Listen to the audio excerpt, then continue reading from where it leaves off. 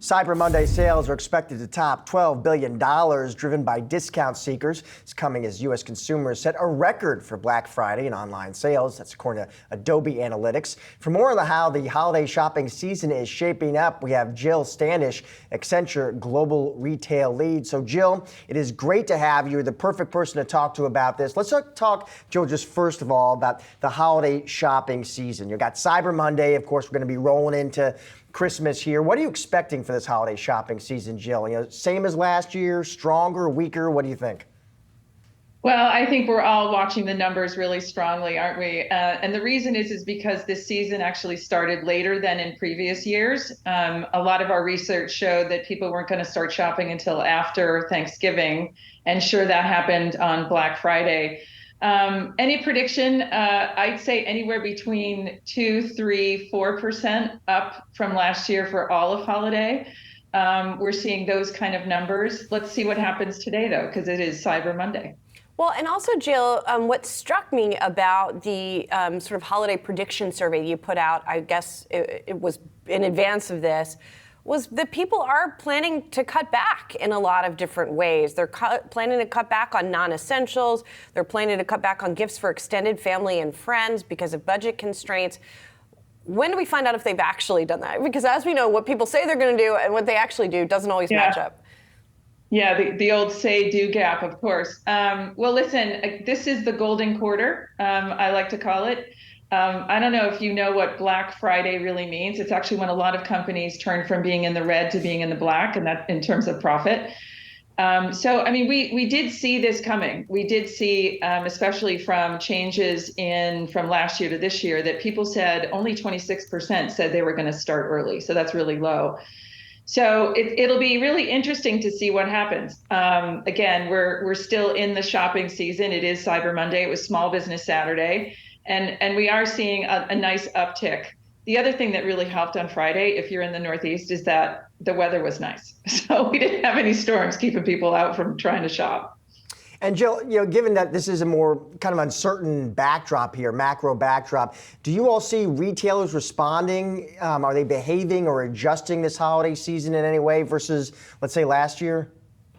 Yeah, I mean, we also studied the retail executive population as well. And what we found was that a vast majority of them were looking at inventory levels. So they were going to cut back on inventory. They were also watching staffing levels and watching profit margins. So they're running a business here, of course. And so making sure that as they looked at the projected holiday, they were using analytics as much as possible to say, what is the right price? When should we start our promotions? And what kind of labor do we need to make sure that we're not dipping into that poor experience that people notice when they go into stores? So it's all playing into a profit watch for this year. Absolutely. Jill, a lot has been made this year that people are buying less stuff and spending that money on doing things. Are we also going to see a movement for the holiday, and this has been talked about in recent years, of people buying experiences for their loved ones instead of stuff, physical gifts? Yeah, I mean, a lot of our survey talked about over half said that they were going to stop buying for adults and really just focus on the kids. So I think we're still going to see that happening around toys for kids. But we also see a big uptick in focusing on time with family. I always like to say this is going to be a real human holiday, which means probably a lot of travel. We saw a ton of travel over the last holiday for Thanksgiving. We'll probably see similar for Christmas.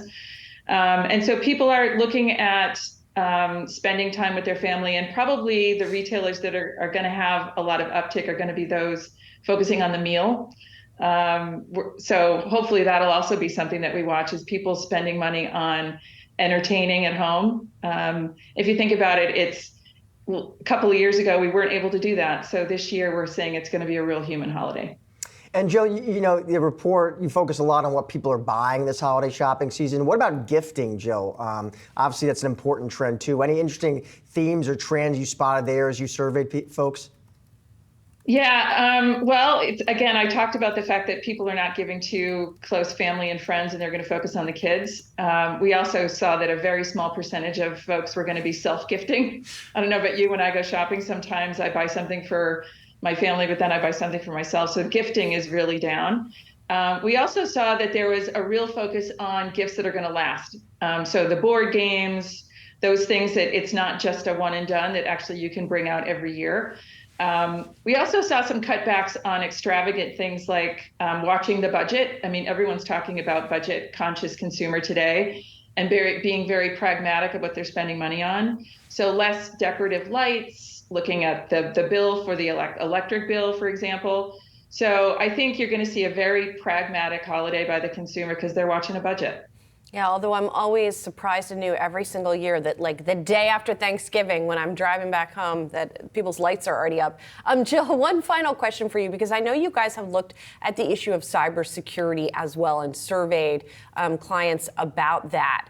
Is that something that customers need to be worried about when they're doing all of their online shopping? Or, you know, it doesn't feel like it's something that companies ever entirely get their arms around, but how are they doing right now?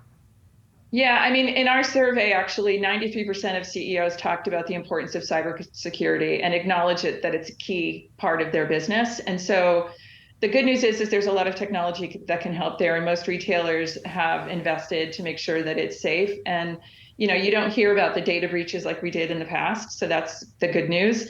I also want to bring up, it's not just about cyber, there's also a lot of organized retail crime going on in stores. And so seeing how retailers are focusing on technology that can help alert law enforcement, that can help monitor stores, et cetera, and having store employees actually do some of the reporting of that is also really important, because we saw a lot of uptick, especially in major cities, around organized retail crime. I'm hoping that some of the technology is a deterrent, and we're watching that very closely this season.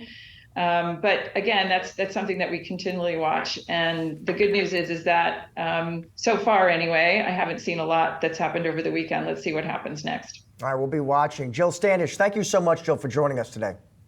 Thank you for having me.